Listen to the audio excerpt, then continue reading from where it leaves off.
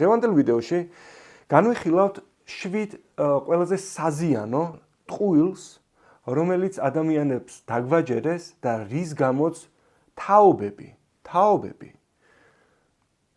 რჩებიან ხატაკებად.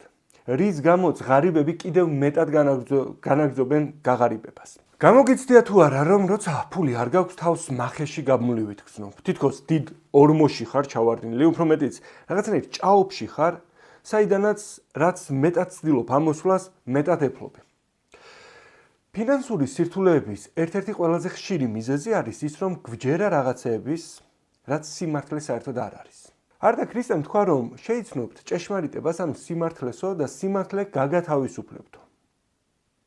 თუ ეს მოცემულობა სწორია, მაშინ ის სწორი იქნება აბსოლუტურად ნებისმიერ სფეროში, რაშიც არ შევიტანთ სიმართლეს და ჭეშმარიტებას. თუნდაც ეს იყოს ფინანსები.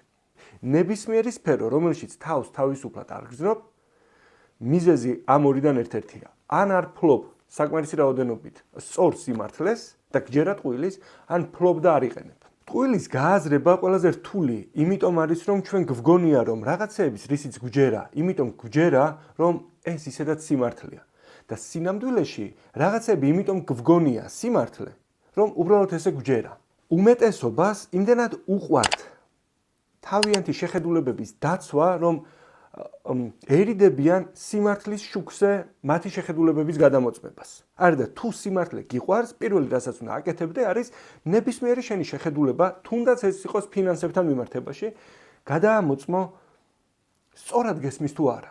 რატო? იმიტომ რომ თუ სიმართლე გიყვარს, შენ ხარ ინიციატორი, რომ გათავისუფლდე. რატო? იმიტომ რომ ნახე, თავისუფლების მოქმედი ნივთიერება, ასე ვთქვათ, მთავარი გამწევი ძალა არის სიმართლე. შესაბამისად, თუ მინდა რომ გავთავისუფლდე რაღაცა სფეროში, იმ სფეროში რაც შეიძლება დიდი რაოდენობით სიმართლის მიღების ყურვილი უნდა მქონდეს. და როგორც კი აღმოვაჩენო, ის რაც მე მეგონა მართალი, ტყუილი ყოფილა, პირველი რასაც გავაკეთებ, თუ სიმართლე მიყვარს და თუ სიმართლეს ვეძებ და თუ ნამდვილ თავისუფლებას ვეძებ, უბრალოდ გავუშვებ ხელს იმ ტყუილს, რომელიც სიმართლის შუქზე ტყუილი აღმოჩნდება.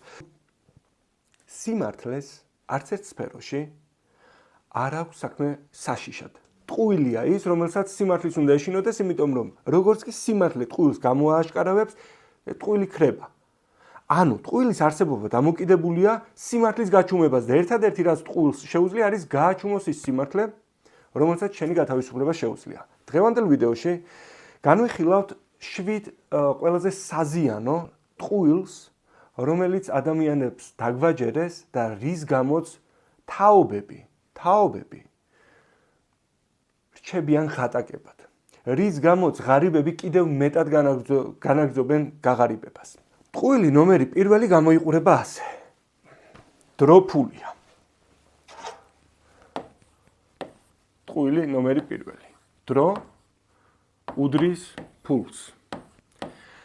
ეს არის ტყუილი, რომელსაც კაცობრიობის ისტორიაში ყველაზე მეტი ადამიანის გაღატაკებაში და გაღარიბებაში მიუძღვის წვლილი. მიზეზი, ნახე, მოდი ესე შევხედოთ. უყურე, ის ფაქტი, რომ ვიღაცა შენს დროში გიცვლის ფულს, ეს ფაქტი უკვე მეტყველებს იმაზე, რომ შენი დრო სხვის ფულზე ღირებულია, ხო? იმიტომ რომ ადამიანი არ გაგიცვლის, მე შენ ამას იმ შემთხვევაში გაგიცვლი რაღაცაში, თუ ჩემთვის ის რასაც შენგან ვიღებ ამაზე ღირებულია. იმიტომ რომ თუ არ გესმის, რომ თუ გგონია, რომ დრო ფულია, ტოლობა თუ გგონია მან, შენ დაიწყებ მთელი შენი ცხოვრების, შენი დროის გაცვლას სხვის ფულში. ამხელა დროს გაცვლი ამხელა ფულში. დახარჯავ ამდენ დროს იმისთვის, რომ დაზოგო ამდენი ფული. რატომ? იმიტომ რომ გჯერა ტყუილის, რომ დრო ფულია. სინამდვილეში დრო მეტია ვიდრე ფული, რამდენჯერ ძვირფასია დრო ფულზე, შენი აზრით. 5-ჯერ, 100-ჯერ, 1000-ჯერ. სწორი ფორმულა არის დრო უსასრულოდ მეტია, ძვირფასია ვიდრე ფული. რას ნიშნავს უსასრულოდ ძვირფასია? დრო რომელიც გაქვს, ყოველ წამს უფრო ძვირფასი ხდება, ნახე, არასოდეს არ გაუტოლდება ერთმანეთს და ფული, რომელშიც ის შეიძლება გაცვალო, ეს ფული ყოველ წამს რაოდენობაში იმატებს. დრო იკლებს, ფული იმატებს, დრო დეფიციტური ხდება, ეს არადეფიციტური ხდება. დრო უსასრულოდ ძვირფასია ვიდრე ფული. უყურე. როდესაც გჯერა რომ დრო უფრო მნიშვნელოვანია ვიდრე ფული, შეიძლება გაიარო 30 კილომეტრით მეტი, დაკარგო მთელი დღეანეთი, რავი, 10 საათი, 8 საათი, სადღაც ლილოში, იმიტომ რომ რაღაცა 3 ლარით იაფად იყიდო. რომელიც ბოლო ჯამში არც ისე კაი აღმოჩნდება, როგორც გეგონა, მაგრამ მიზეზი, რის გამოც ადამიანები მასიურად ამას აკეთებენ, არის ის, რომ შერატყვილის დრო ფულია. ერთ-ერთი ყველაზე ღირებული რამ, რაც ფულით შეგიძლია იყიდო, არის არა მანქანა, არა სახლი, არა ტანსაცმელი, არა რაიმე ნივთი, ყველაზე ღირებული რამ, რასაც ფულით იყიდი, არის შენი დარჩენილი ცხოვრების დრო, რომელიც შეგიძლია ისევ უკან გამოისყიდო და ჩადო იმ ადამიანებში, ვინც ყველაზე მეტად გიყვარს ან იმ საქმეებში, რომელიც გიზიდავს.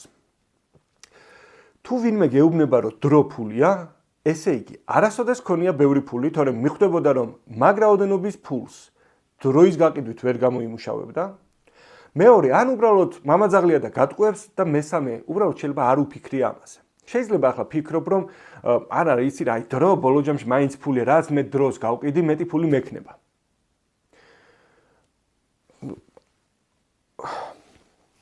დაახლოებით დაემსგავსები ინდიელს, რომელიც ყიდდა ოქროს, ცვლიდა ოქროს ფერად შუშებში, დამპყრობლებს ჩაქონდათ ფერად შუშები. ინდიელებს ეგონათ, რომ ოქრო ფერად შუშები იყო, იმიტომ რომ ვიღაცა უცვლიდა და წარმოდგენა არ ჰქონდათ რამდენად ძვირფას რესურსს ცვლიდნენ რაღაცა სისულელეში. მხოლოდ იმიტომ რომ რაც მე ცვლიდნენ, მეც აძლევდნენ. გამარჯობა, შენი მოგცემენ, იმიტომ რომ შენი დრო არის ყველაზე ძვირფასი რესურსი, რომელიც უსასრულოდ აღემატება ფულს და ამ მოცემულობის აბსოლუტურად თითოეულ ჩვენგანს, თითოეულ ადამიანს გულის სიღრმეში ჯერა უბრალოდ არ გაუაზრებია. მაგალითს გეტყვი. გენდომებოდა თუ არა რომ ვინმე შენთვის მოეცა მაგალითად $1,000,000. ნუ $1,000,000-ზე ვილაპარაკოთ, იმიტომ რომ ყველას გვიყვარს, ყველას უნდა და ყურშია ჩამჭდანი. მაგალითად, მე მენდომებოდა ვინმეს მოეცა ჩემთვის ახლა დამატებით $1,000,000, არ ვიცი რატომაც არა. ოღონდ გენდომებოდა თუ არა ისევ თუ კი ამ $1,000,000-ის მიღებას ერთი პირობა ექნებოდა.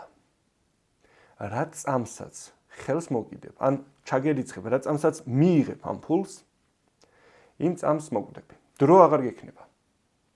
ნახე, როგორც კი დრო ხრება ნებისმიერი რაღაცა, რაც არ უნდა დიდი იყოს. უკვე აღარ აქვს მნიშვნელობა 1,000,000 მომცემ, 100 მომცემ, ამდენს მომცემ, არ აქვს მნიშვნელობა თუ დრო არ მაქვს, ფულს აზრი არ აქვს. რატომ? იმიტომ რომ დრო უსასრულოდ ძვირფასი რესურსია ვიდრე ფული. კიდე ერთი, ნახე, წარმოიდგინე ისეთ დაავადება გჭირს, რომელიც განკურნებადია, ანუ განკურნებადი არის, მაგრამ თუ არ განიკურნები, თუ არ იმკურნალებ, უბრალოდ მოკვდები. ჩდება დაახლოებით $1,000,000, არც სადაზღვო გიფინანსებს, არც ფულიანი ბიძა გაქვს, ერთადერთი რაც შეგიძლია გააკეთო, შენი უკანასკნელი $1,000,000 გადაიხადო იმაში, რომ გააგრძელო სიცოცხლე. გადაიხდიდი თუ არა? გადაიხდიდი და მაშინაც კი გადაიხდიდი, როცა არანაირი გარანტია არ გექნებოდა, რომ ხვალ გამოჯანმრთელებულს ავტობუსი არ დაგარტყამდა. სინამდვილეში ადამიანებს ქვეცნობიერად გვესმის, რომ დრო უსასრულოდ ძვირფასი რესურსია. როდესაც არ გესმის, რომ დრო უსასრულოდ ძვირფასია, დროს ფულის საყიდლად ხარჯავ. მაგრამ როცა ამას იაზრებ, ფულს დროის საყიდლად ხარჯავ. ფულს ხარჯავ, რომ დრო იყიდო. რამდენიმეჯერ ვახსენე, რომ ფულით დროის ყიდვა არის შესაძლებელი. სინამდვილეში როგორ? წარმოიდგინე, რაღაც წარმოდგენა უნდა რეალურ მაგალითს გეუბნები. პირადად მე, ისევ როგორც ყველა ადამიანს, ჭურჭლის რეცხვა ჩვეულებრივად სახლში ჭურჭლის რეცხვა შემიძლია. დღეში 20 წუთი რო დავხარჯო, დარწმუნებული ვარ, სახლში ჭურჭელი არ დაგროვდება. დღეში 20 წუთი, თვეში რამდენი საათია? 10 საათია. წელიწადში არის 120 საათი. ჭურჭელს გარეცხავ, რატომაც არა. ჩვეულებრივი ამბავია, რაღაცას რო ყრი, უნდა დაალაგო. ჩემს მეუღლის ანიკას იატაკის მოწმენდა შეუძლია. ისევე როგორც ყველას. დღეში 20 წუთიც ალბათ ქვედა სართულს ეყובה. თუ კი გადავუხდი ვინმეს ფულს, ვინც ჩემს ნაცვლად გარეცხავს ჭურჭელს და გადავუხდი ვინმეს ფულს, ვინც ჩემი მეუღლის ნაცვლად დაალაგებს მოწმენს იატაკს, მე და ჩემს მეუღლეს გვექნება 120 საათით მეტი. წელიწადში. წელიწადში 120 საათით მეტი. საიდან მოვიდა ეს, რომ ვიყიდე?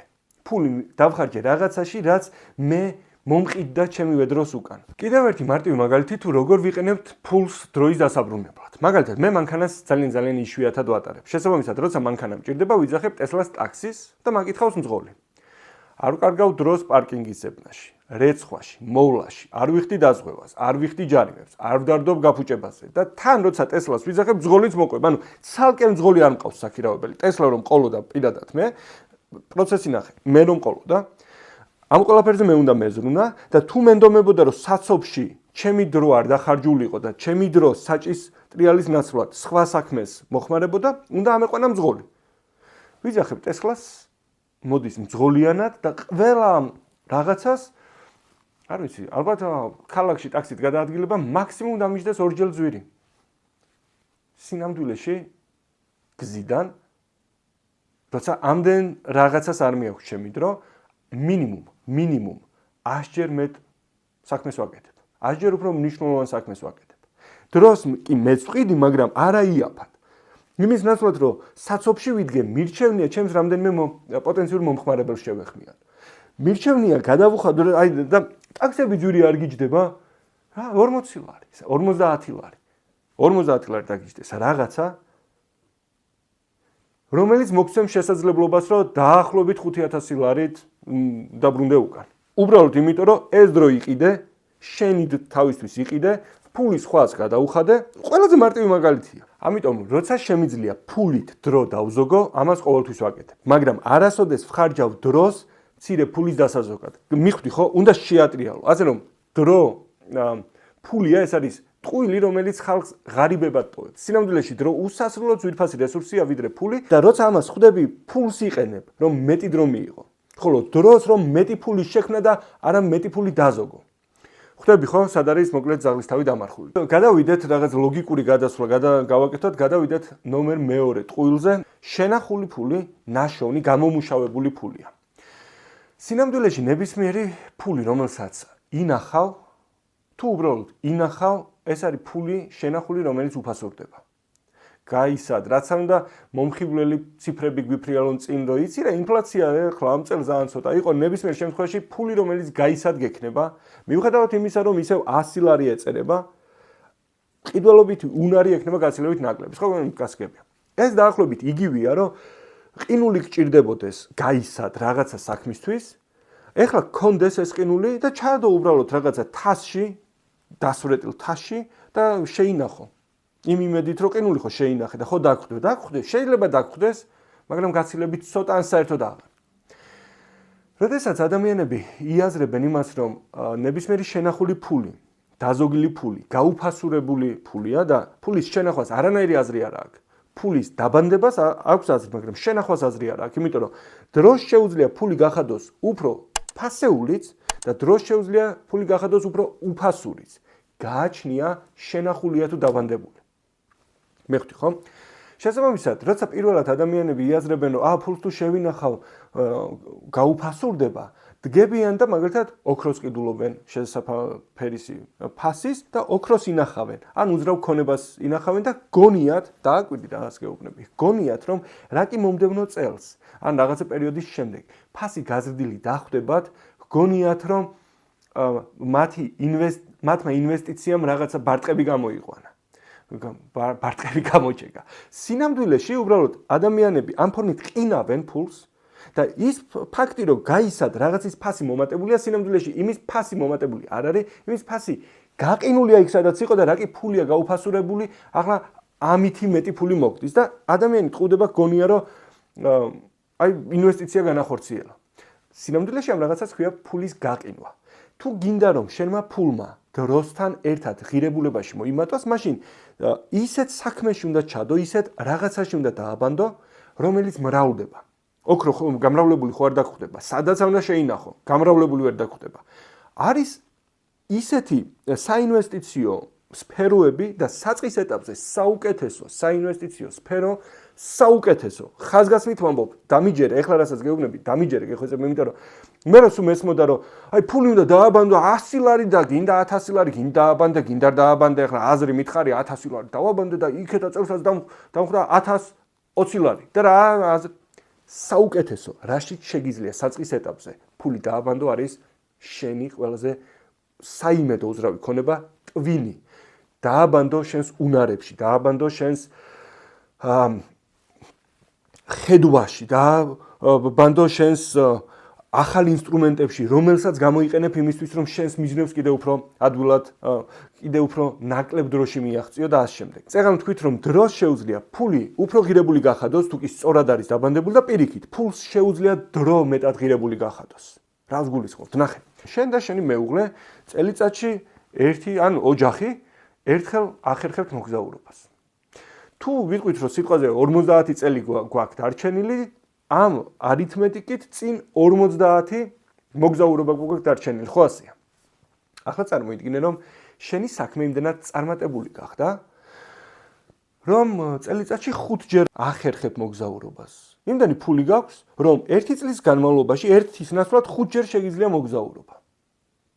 მომდევნო 50 წლის განმავლობაში შენ დააგროვებ 250 წლის 5 ჯერ მეტი ცხოვრების გამოცდილებას, იმიტომ რომ შენი ცხოვრების ხარისხი იზომება არა იმ გამოცდილებით, რომელსაც წლის განმავლობაში აგროვებ, ეხლა თითქმის იგივე უნდა ვთქვა, არამედ იმ გამოცდილებებით, რომელსაც წლის განმავლობაში აგროვებ. იმედია მიხვდი, ნახე, ადამიანებს გონიათ, რომ თუ რაღაცებს დიდხანს აკეთებენ, ეს მათ გამოცდილებაზე ცხოვრების ხარისხს ცვლის და სინამდვილეში შენს ცხოვრების ხარისხს ცვლის ახალი გამოცდილებები, რომელიც მიმდინარეან გასულ წელს გქონდა.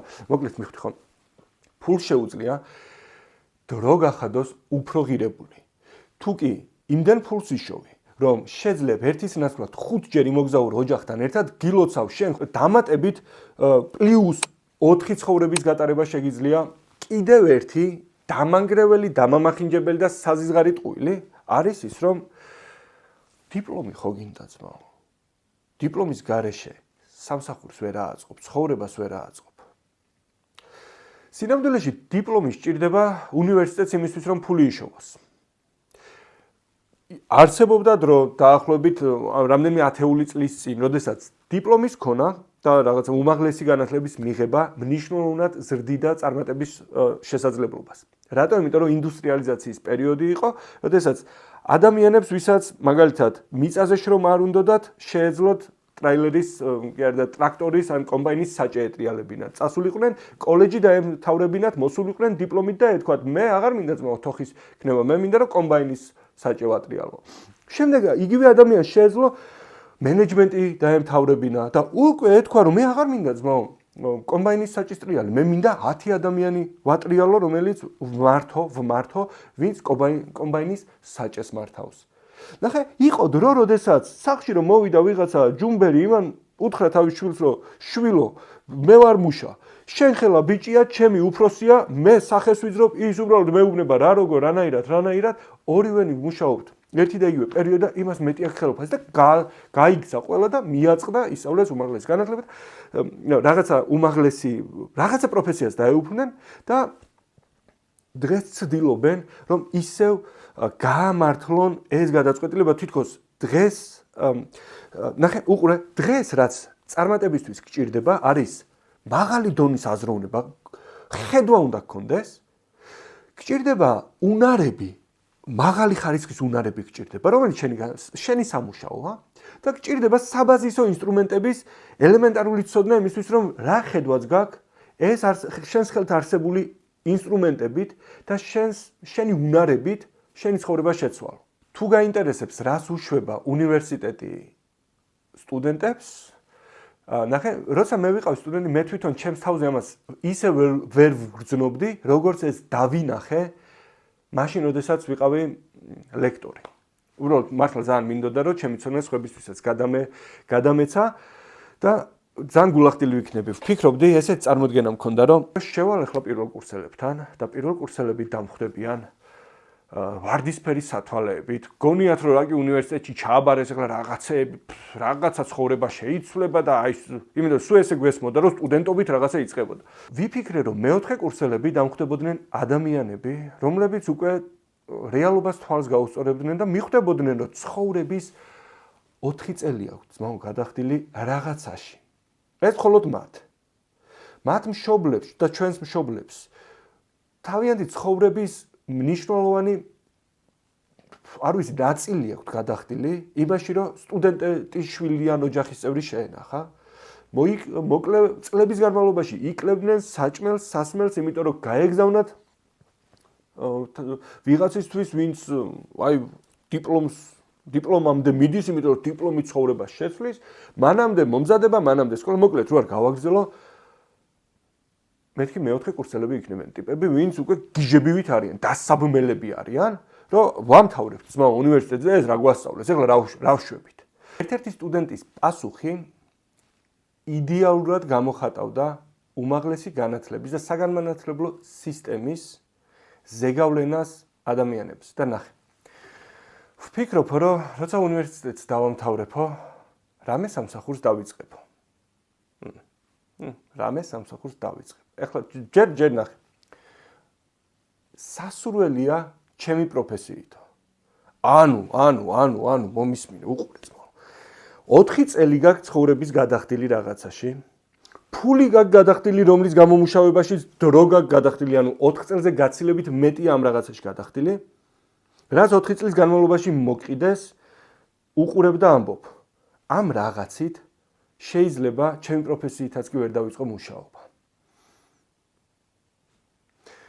კაი და მე რა მოხდება მეთქი და მე ვფიქრობო რომ კურს გავივლიო და შენი აზრით რის კურსს გაივლით ადამიანი თუ ჩემი პროფესიით ნახე უყურე თუ მუშაობა ვერ დავიწყე ვერც ჩემი პროფესიით მე ავდგები და კურს გავივლი რის კურს გავივლი და შენი აზრით რას გულისხმობდა პასუხი იყო ესეთი რამე კურს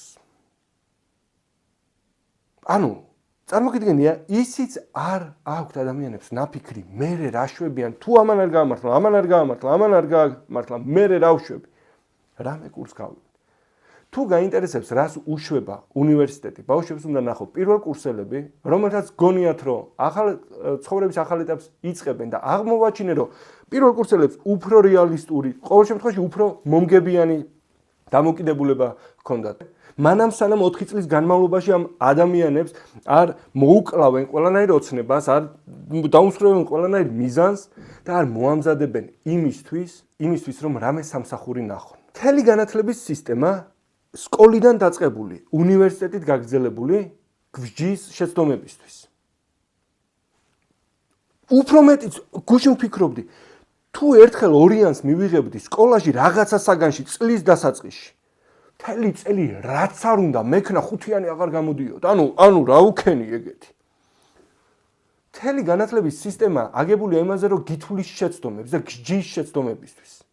როცა რაღაცისთვის ისჯები, მე რა ხდება? შეცდომებს ერიდები. და როცა შეცდომებს ერიდები და უნივერსიტეტში აღარ ხარ რა ხდება? არ იღებ არანაირ პასუხისმგებლობას შენს თავზე გარდა იმისა, რომ სხვასთან იმუშაო. როცა ვიღაცა გთავაზობს, რომ მოდი ძმაო რაღაცა ახალი საქმე დაიწყე. არ მინდა, იმიტომ რომ შეცდომის მეშინია. მოდი ბიზნესი გაქვს დაწყებული, მოდი გავაფართოთ. არა, შეცდომის მეშინია. ახალი ვისწავლოთ, ახალი უნარი დავამუღამოთ რაღაცა. არა, შეცდომის მეშინია. ნახე, მიზეზი არის ის, რომ მთელი წლები გვამზადებენ, გავხდეთ ადამიანები, ვინც შეცდომებს არ უშვებს და გვიშვებენ სამყაროში, სადაც თუ გინდა რომ რამე ისწავლო, უნდა ისწავლო შეცდომით. გაიხსენე ყველაზე სწრაფი გზა რაიმე სწავლის. რა ყოფილა? შეცდომა. დღის განმავლობაში იმდენ შეცდომას ვუშვებ. იმიტომ რომ მე მირჩევნია რომ რაღაცა ვქნა და შემეშალოს, იმიტომ რომ 100-ჯერ სწრაფად ვისწავლო, ვიდრე თეორიული ნაძრ მოვერიდო და ვერასოდეს ვერაფერი ვისწავლო. მიხვდი ხომ? შესაბამისად განათლების სისტემა ამზადებს ნომერ მე-4 ტყუილისთვის. მოკლედ ამას რომ დააკვირდე თითქოს აი პასებს აძლევენ ერთმანეთს რა ხო ხვდები რომ ბოლოს გოლი გაიტანოს და ადამიანები მოკვდნენ სიღატაკეში და ნახე 8 საათიანი სამუშაო უდრის 8 საათიან ანაზღაურებას 8 საათი რო მოგეცი ჩემი ცხოვრების შენ მე მithვლი საათობრივად როცა მესმის რომ მე შენ გაცილებით ძვირადღირებულ უსასრულო ძვირადღირებულ რესურსს გაძლევ პირველი რასაც ვაკეთებ ვფიქრობ როგორ მოვახდინო ისე რომ ჩემი შემოსავალი ჩავხსნა ჩემი დროიდან. რატომ? იმიტომ რომ ნახე ვის არ გვინდა ულიმიტო ფული. მოდი რა ძმო, რეალურად ვთქვათ. ფული გინდა შეზღუდულად გქონდეს, მთელი ცხოვრება შეზღუდულად, თუ გინდა თავისუფლად გქონდეს. რომელი გირჩევნია? რა თქმა უნდა, თავისუფლად და ვინ რომელი გიჟია ეგეთი. თუ ის რაც გინდა რომ ბევრი გქონდეს. ამის გენერირებას აბამ რაღაცაზე რაც ძალიან ცოტა გაქვს და ისიც კი არის რამდენი გაქვს. და რამდენიც არ უნდა გქონდეს, სანამ გაქვს არასწორად აგენერირებინებ. როგორ შეიძლება გქონდეს მოლოდინი, რომ დროის გაყიდვით საკმარის ფულს იშოვე. დროის გაყიდვით. აბა რა უნდა გავყიდოთ? როგორი გახდებოდა შენი ცხოვრება, თუ კი ნაცვლად იმისა, რომ ადამიანებისთვის დრო მიგეყი და მიგეყინა შედეგები. მარტივ მაგალითს გეტყვი. გაყიდვებში მართლა ძალიან კაი ვარ. ძალიან მიყვარს ეს საქმე და იმიტომ ხო ხვდები, გაყიდვა ჩემთვის არის ზეწმინდა საქმე. სადაც მე დარწმუნებული ვარ, რომ სწორი ადამიანისთვის ჩემი უნარებით მინიმუმ 10 ჯერ მეტი შედეგის მოტანა შემიძლია. აჰა, შესაბამისად, მე თუ ჩემი უნარები ისე მაქვს დამუშავებული, რომ სწორ ადამიანთან 10 ჯერ მეტი შედეგის მიტანა შემიძლია, ეს შედეგი ჩემს ინტერესშია, რომ დროზე არ იყოს მიბმული. ძალიან ხშირად ყოფილა, რომ კომპანიას უთქვამს, რომ იცი რა, გაყიდვებში გჭირდება დახმარება ამდენი ხნით. მე ხომ ესმის, რომ მას შეუძლებელია რამდენი რაღაცა ხნით ჭირდებოდეს დახმარება. მას რაღაცა შედეგისთვის ჭირდება დახმარება, იმიტომ რომ თუ შედეგი არ უნდა დაგიდო, არა თუ 90,000 900-საც ვერ გადაგახდებინებ. რატო? იმიტომ რომ თუ შედეგში არ იხდი, მაშინ ყველაფერი ძვირია. მაშინ ყველაფერი მოტყუებულია და რა არის შედეგი, რომლის მიტანაც გარანტირებულად შეიძლება შენი მომხმარებლებისთვის და როგორც კი მიხვდები რა შედეგის დადება შეიძლება, არც ერთი არ მეუბნება უარს. საბოლოო ჯამში ვღებულობ ალბათ 100 ჯერ უფრო მეც. არ ვიტყვი 10 ჯერ და 20 ჯერ. 100 ჯერ უფრო მეც, ვიდრე მათ ეგონათ რომ უნდა გადაეხადათ ჩემთვის, მაგრამ ვღებულობ მხოლოდ და მხოლოდ იმ შედეგში, რომელსაც მე მათთვის ვდებ. ეს შეიძლება იყოს 10%, შეიძლება იყოს 15, 20, 30, 40, 50, სულ ერთია. დაიწყე შენს დამკვეთებთან, დაიწყე სხვა ადამიანებთან შედეგით ანგარიში და არა გაწეული შრომით. ამ კედელს დაჭირდება 10 დღე და ჩემი ერთი დღე უდრის 100 ლარს და 1000 ლარი დაგიჯდება. არა ძმაო. 1000 ლარი თუ 10 დღეში კედლის აშენება გიჯდება, ესე იგი შენ ერთი კედლის აშენება გიღირს 1000 ლარი. თუ მე ამ კედელს 3 დღეში აგიშენებ, გარანტიას მოგცემ, რომ ისეთივე იქნება ხარისხობრივად, როგორც მანამდე უნდა ყოფილიყო. ეს კედელი თლად რო 1000 ლარშიც ავაშენო. ხო უფრო იაფი გიჯდება, იმიტომ რომ 7 დღეს აღარ იხდი. იქეთა მხარეს ვიღაცა 7 დღეს აღარ იხდის იმაში, რომ შენ მას კედელი აუშენო. მოლაპარაკებას ვაწარმოებ ისეთ შედეგზე, რომელსაც ის ჩემს გარეშე ვერ დადებდა და შესაბამისად, როდესაც მე მისთვის ვდებ შედეგს და ის მე მიხდის, ის მე არ მიხდის თავისი ჯიბიდან. ის მიხდის, არის ჩათვალი ნაჩუქარი და ნაპოვნი ფულია. იმიტომ რომ მე მას ჩემთან ვახტევინებ, არა იმ დროით, რომელიც ის უნდოდა და არა, იმ შედეგით, რომელსაც ჩემს გარეშე ვერ დადებდა, რომელსაც მე მისთვის დავდებ და ის გააგრძელებს ჩემი შრომიდან, არის უსასრულოდ შედეგების მომკას. გააგრძელებს შესაბამისად ჩემთვის გადახდეს. მიხვდი ხო, პირველი რაც უნდა გააკეთო, ჩახსენი შენი ანაზღაურება დროის საზომიდან, იმიტომ რომ დრო არის შეზღუდული რესურსი და თუ იმას რაც შეუზღუდავად გინდა რომ გქონდეს, დააფუძნებ შეზღუდულ რესურსზე, ესეც გახდება შეზღუდული. მიხვდი ხო, ძალიან მარტივ რაღაცას ვამბობ ოღონდ ახლა. ძალიან. ერთ-ერთი მიზეზი რის გამოც ადამიანები რთულად აგდებენ ამ ტყუილს, რთულად აღწევენ თავს ამ მახისგან, რომ არა იცი რა დრო ფულია და დრო უნდა გავყიდო 8 საათი სამუშაო დრის 8 საათ ანაზღაურებას, ერთ-ერთი მიზეზი რის გამოც რთულია თავის აღწევა არის რომ სისტემამ შექმნა ადამიანებად, სადაც იმის ნაცვლად რომ ჩვენს თავს მეტად ვენდობოდეთ, ჩვენს თავს მეტს ვთხოვდეთ, ჩვენს თავზე მეტ პასუხისმგებლობას ვღებულობდეთ, ამაზე მეტად ვენდობით სხვა ადამიანებს, ვისაც ჩვენს დროს ვაძლევთ რაღაცა გროშების სანაცვლოდ და გონია რომ ის დადებს უფრო დიდ შედეგს, კაცო, მე 8 საათში იმის გადამიხადოს და დანარჩენი მან იცის. და ხვალ როცა მაცივრიდან საჭმელი გაქრება, მე დარწმუნებული ვარ, ის ადამიანი საერთოდ ვერც კი გაიგებ. ამას არ ვამბობ ის ცუდია და ნახე, როდესაც შენ გაქვს პრობლემა, ამ პრობლემაზე შეუძლებელია ვინმე მიზრუნოს იმაზე მეტად ვიდრე შენ და თუ ამ სამყაროში ცხოვრობ და ამ ტყუილების გჯერა გააქვს პრობლემები, ეს უეჭველი, ერთადერთი რაც უნდა გააკეთო, უნდა დაიწყო შენს თავზე მეტის მოთხოვნა, შესაბამისად მეტი დაიმედება, მეტი შედეგების დადება და როცა შენი ცხოვრება უკეთესობისკენ შეიცვლება, იქნება ლოგიკური და სწორი. ანუ ვახსენე, დაახლოებით 20 საათ 18 საათიანი მუშაობა ჩემი რომელიღაც კომპანიის გაყიდვების სტრატეგიაზე, კომპანიას უჯდება დაახლოებით 90,000, ცოტა ნაკლები, 86,000 საშუალოს ვამბობ. არის შემთხვევები, როცა 18-ად, 20-ად, 26-ად გავიკეთები, არის შემთხვევები, როცა 200 და მეტი აგვიღია. მაგრამ საშუალო დრო, რომელსაც ვხარჯავ და საშუალო შემოსავალი, რომელსაც ვიღებ, არის დაახლოებით 18-20 საათი და არის დაახლოებით 86-90,000 ლარი. იმ დღეს ვითვლით და დაახლოებით ეს გამოვიდა. წარმოიდგინე ახლა მე რომ ჩემს დროს ვყიდდე საათობრივად და შედეგს ავყიდდე. შეუძლებელი იქნებოდა. გაყოფდა ვიღაც 90,300 და გეტყოდა რომ რა ამბავი, შენი დრო ამდენი. ნახე, როდესაც მიწევს დროის გაყიდვა, მაშინ ამას ვყიდი რაც შეიძლება ძვირად, იმისთვის რომ დავიტოვო ფული, იმისთვის რომ გამოვისყიდო ჩემი ცხოვრების დარჩენილი დროები, ამავე ფულით ჩემი თავისთვის, ჩემი მიზნებისთვის, ჩემი საქმეებისთვის. მოკლედ მიხვდი ხო? ტყუილი ნომერი 5. ყველა მდიდარი ძალიან ხარბი ადამიანია, ან ზოგადად სიმდიდრე სიხარბეა. ეს არის კიდევ ერთი ტყუილი, რომელიც ხალხს სიღარიბეში ტოვებს და სიმაღლე რო ვთქვათ, არსებობენ ხარბი მდიდარი ადამიანები. ალბათ არაერთი გინახავს. ისევე როგორც არსებობენ ხარბი ღარიბი ადამიანებიც და ალბათ არაერთი გინახავს და მეთანხმები რომ სიხარბე არის არა ადამიანის, არა რაღაცა დიდრის ექსკლუზიური მდგომარეობა, არამედ ეს არის ადამიანის ხასიათში და ფულთან არანაირი კავშირი არ აქვს. ზოგი ფიქრობს, რომ თუ ვინმე თქვა, რომ იმდენი ფული მინდა, რომ არ ვიცი, კომფორტულად ვიყო კი არა, მეტი მინდა. როგორც კი ამას ვიღაცა იტყვის, თითქოს სხვების წინაშე თავი აქვს სამართლებელი, რომ შენ იმაზე მეტი თუ გინდა ვიდრე კომფორტულად, შენ რა იყო, რამ გაგაღორა.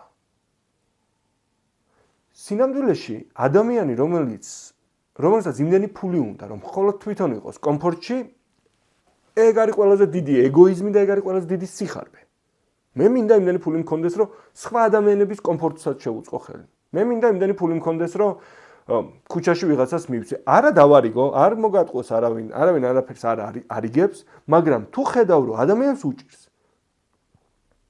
თუ ხედავ, რომ შენ შეგიძლია მის დახმარება, მე მინდა რომ იმდენ საკმარისი მქონდეს იმისთვის, რომ ობლებს დავეხმარო. საკმარისი მქონდეს იმისთვის, რომ მარტოხელა ადამიანებს დავეხმარო. საკმარისი მქონდეს იმისთვის, რომ რაღაცა რომ მოხდება და ვიღაცა ოჯახის წევრი რომ მოვა და მეტყვის, რომ იცი რა გიო, ესეთ პრობლემა მაქვს, გამაგრდი ძმაო, აბა რა ღმერთმა გიშველოს, მარტო ამით არ გავისტუმრო. მინდა რომ გამაგრდი ძმაოს, ცოტა კედლებიც ამოვუშენო და ფულითაც შევძლო დახმარება. საკმარისი მინდა იმისთვის, რომ სხვების ცხოვრების გაუმჯობესებაში მივიღო მონაწილეობა. ადამიანს ეკითხები, როგორი შვილები გინდა გყავდეს? ისეთი საკმარისად ჭკვიანები, რომ სულელებად არ ჩაითვალონ უბრალოდ. კომფორტულად რო იყო. როგორი ჯანმრთელობა გინდა? უბრალოდ რომ ავადმყოფობამ არ შემაწუხოს, კომფორტულად რო იყო. რამდენხანს გინდა იცოცხლო? საკმარისად იმისთვის, რომ ერქვას, რომ მეც ვიცხოვრე. არა, ადამიანებს ყველა სფეროში გვინდა, რომ ძალიან ჭკვიანი შვილები გყავდეს, გვინდა რომ ძალიან კარგი ჯანმრთელობა გქონდეს, გვინდა რომ დიდხანს ვიცხოვროთ, გვინდა რომ დიდარი ცოდნა გქონდეს, მაგრამ ფული საკმარისი იმისთვის, რომ და მე როდესაც ვიღაცა ფულს შოულობს, ან იტყვის, რომ მე მინდა ძმაო, ბევრი ფული მინდა ვიშოვო, იმიტომ რომ მესმის, რომ ფული პირდაპირ პროპორციულია, ერთ-ერთი გვერდითი მოვლენა რაღაცეების რო სწორად ვაკეთებ. რაღაცეების რო მე ვქმნი და ვაწვდი იმაზე მეტ ღირებულებას, ვიდრე ეს ღირებულება მხოლოდ ჩემთვის არის. იმიტომ რომ მე თუ მხოლოდ ერთ პურს ვაცხობ, რომელიც მე მყოფნის, ამით ვერ გავუმდიდრდები. მაგრამ თუ აბა მილიონობით ადამიანისთვის ვაცხობ, მაშინ უნდა გავუმდიდრდე კიდეც. მიხვდი და როცა ვიღაცა იტყვის, რომ მე მინდა ძმაო, ბევრი ფული მქონდეს. თითქოს მე იძულებულია, რომ თავი იმართლოს, არა, იმიტომ მინდა, რომ ესე იყოს და რა ვიცი რა საქმეა? ვის რატო რა უნდა? მიხვდი ხო, გასაგებია ლეგალურად, მორალურად, ეთიკურად, ისევე გასაგებია, როგორც ალბათ პირადად შენ გინდა განათლების მიღება, ან ჯანმრთელობა გინდა მორალურად, ლეგალურად, ეთიკურად და არ ვიცი კიდე რანაირად. ადამიანის ფუნდამენტალური სურვილია, რომ ის თავგადასავალი, ის რაღაცა, რასაც დედამიწაზე ცხოვრება ქვია, გაატაროს რაც შეიძლება ხარისხიანად. იყოს კარგი მეუღლე, იყოს კარგი მშობელი, იყოს კარგი მეგობარი, იყოს იტყვი რომ ეგ ფულთან აკავშირშია, მომისმინე ძმაო. მე მირჩევნია კარგი მანქანით, კარგ სახლში, კარგ ქვეყნებში ვამოგზაურო ჩემი ოჯახი, ვიდრე ხელი გავიშვირო ვიღაცაზე და ვთქვა რომ მე არ მინდა მთლად ეგეთი. ეგ ხო სიხარბეა. სიხარბეა, როდესაც საკმარისი გინდა იმისთვის, რომ არავის არ შეეხო და შენს ნაჭუჭში იყო. ეგ არის სიხარბე. წარმოიდგინე, გზაში მოდიხარ, ქუჩაში მოდიხარ და ტიპი შეხვდა ესე გაწითლებულია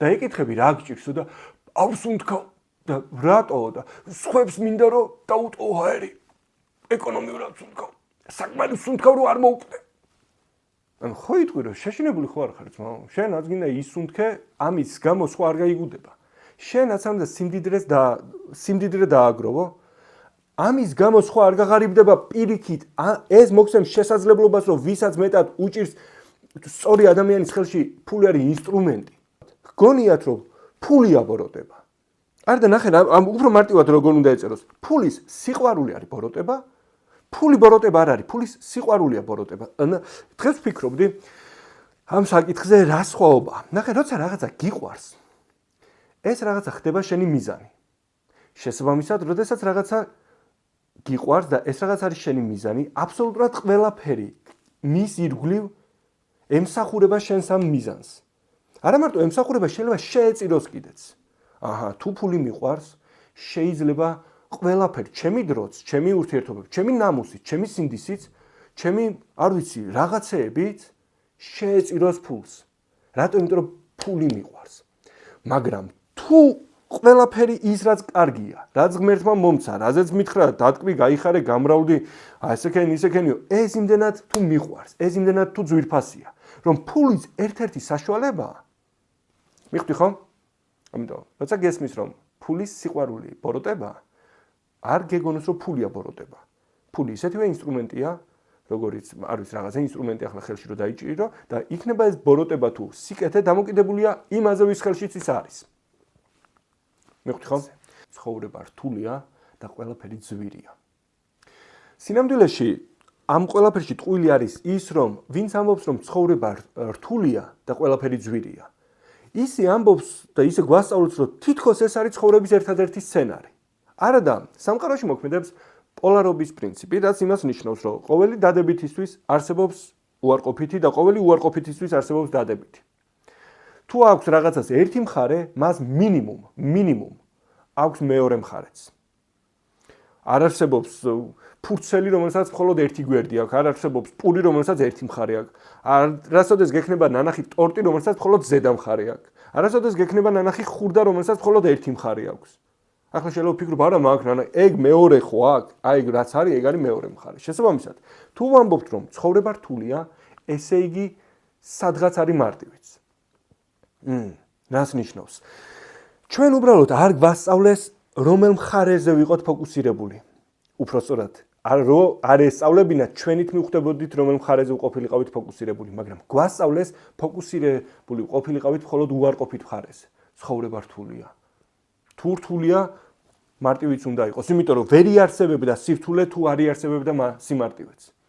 ცხოვრება ძვირია გააჩნია რითი იხდი თუ ყველაფერში რაც შენ გინდა იხდი ფულით და ეს ფული გამომუშავებული გაქვს დროით როცა შენ ამბობ რომ ცხოვრება ძვირია მართლა ძვირია ძმაო იმიტომ რომ დრო გაქვს გადახდილი რითი შეიძლება გადავიხადო მარტივს გეტყვი წერა თქვი რომ მანქანის საჭესთან ძალიან იშვიათად ნახავთ მეთქი მაგრამ რაღაცნაირად ვარ მუღამზე რომ ახლა მომავალში ერთი კონკრეტული მანქანა შევიძინო არა იმიტომ რომ ვინმეზე მოვახდინო შთაბეჭდილება უბრალოდ იმიტომ რომ ჩემს თავზე მოვახდინო შთაბეჭდილება რატომაც არა ამ მანქანას დაახლოებით ჭირდება $100,000 $100,000 გადახდა ჩემთვის არ ასოცირდება რაღაცა თვეების ღამეების თენებასთან შეიძლება მომიწიოს ღამეების თენება მაგრამ ნახე სულ სხვა არითმეტიკით ვუყურებ როგორ უნდა შევიძინო შეთავაზებით მაქვს შეთავაზება რომელიც ღირს მაგალითად ვამბობ $1,000 ესე იგი $100,000-იანი შეთავაზება უნდა იყიდოს 100 ადამიანმა სულ რაღაცა 100 ადამიანმა იმისთვის რომ მე გადავიხადო ამ მანქანაში ის ფული რაც ღირს რითი ვიხდი 100 ადამიანზე გაყიდული $1,000-იანი პროდუქტით რამდენს უნდა შევთავაზო თლად რო 1%-მა იყიდოს, არა და გაცილებით მეტი თანხმდება ჩემს შეთავაზებებს, თლად რო 1%-მა იყიდოს, რამდენი გამოდის? 100 ჯერ 100. 10000 კაცს უნდა ვანახოთ ჩემი შეთავაზება და იქედან 1%-მაც რომ თქვას, მინდა ამ მანქანაში გადავიხდი აი ამით. და სერიოზულად ეგრე ვიხდი ყველაფერში. სამომგზავროდ მინდა წასვლა, ნახე, ჩემი კრეატიულობიდან, ჩემი შემოქმედებითობიდან გამომდინარე ვქმნი რაღაცას, რომელსაც ვყიდი და ნახე დღეს ყველაფერი გვიწყობს ხელს იმისთვის, რომ მაგალითად ეხლა როცა შენ ამ ვიდეოს უყურებ, ჩემი პროდუქტი ჩემს გარეშე იყიდება, ხო? იმიტომ რომ ციფრულ სამყაროში ვცხოვრობთ. ნახე, ის რომ გავაკეთე ერთხელ შეთავაზება, რომელიც ეხლა სანამ შენ მე მიყურებ, იქაც სხვა ჩემი რაღაცა პროდუქტი იყიდება, ეს ნიშნავს იმას, რომ მე სხვა რაღაცებში ვიხდი აი ამ შეთავაზებებით, რომელსაც ეხლა ადამიანები ჩემი პროდუქტების შესახებ ხედავენ. არავისთან აღარ ხარჯავ დროს, თუ ხარჯავ დროს ღირს ჩემთვის ამ ეტაპზე, როცა კიდევ უფრო ძვირადღირებული გახდება ის შედეგები, რომლის დადებაც მე გარანტირებულად შემეძლება მეორე მხარისთვის, ჩემს დროს კიდევ უფრო ძვირად გავყიდი. მიხდი ხო? შეიძლება ეხლა ვიღაცა ფიქრობდეს, რომ რას მოედება და შემდეგ თუ იმიტომ მისმენ, რომ არ დამეთანხმო, იპოვი უამრავ მიზეზს, რატო არ უნდა დამეთანხმო, რატო სისულელე რასაც ვამბობ, თუ იმიტომ მისმენ, რომ გაიგო რას გეუბნები და მიხვდე როგორ შეუძლია ამ ყველაფერს შენი ცხოვრების შეცვლა, იპოვი მიზეზებს, რომლითაც შენ ცხოვრებას შეცვლი დარწმუნებული ვარ. თუ გახსოვს, რომელი იყო პირველი ცდუნება, რომელიც კაცობრიობის ისტორიაში არის ცნობილი? თუ გახსოვს. ეს ზუსტად ის ცდუნება იყო და ისეთ ტყუილზე იყო დაფუძნებული, როგორი ტყუილის არის ცხოვრება რთულია და ასე შემდეგ. ალბათ გახსენდება არა იმიტომ, რომ იქ იყავი უბრალოდ მოსმენილი მაინც გექნება, რომ როცა ღმერთმა ადამი და ევა ედემის ბაღში ჩაასახლა, წარმოიდგინე რა ცხოვრების რა ნაწილზე გააკეთებინა ფოკუსი. ნახე. ამ ბაღში გეჭმევა ყოველი ხიდან ყველაფერი უფასოდ. შეუზღუდავად. ყოველი ხიდან უფასოდ. შენ წარმოგიდგენია, აი თავისუფლების ან სიმდიდრის მინიჭების რა ზომა შეიძლება იყოს იმაზე მეტი, ვიდრე ყველაფერი ყველაფრიდან უფასოდ გარდა ერთისა. აი რა, გარდა ერთისა რა პრობლემაა? ამდენი რაღაცა თუა უფასოდ. პრობლემა იმ შემთხვევაში გახდება, როდესაც ვიღაცა მოვა და მთელ შენს ფოკუსს გადაგატანებს იმ ერთზე, რომელიც არ გეჭმევა.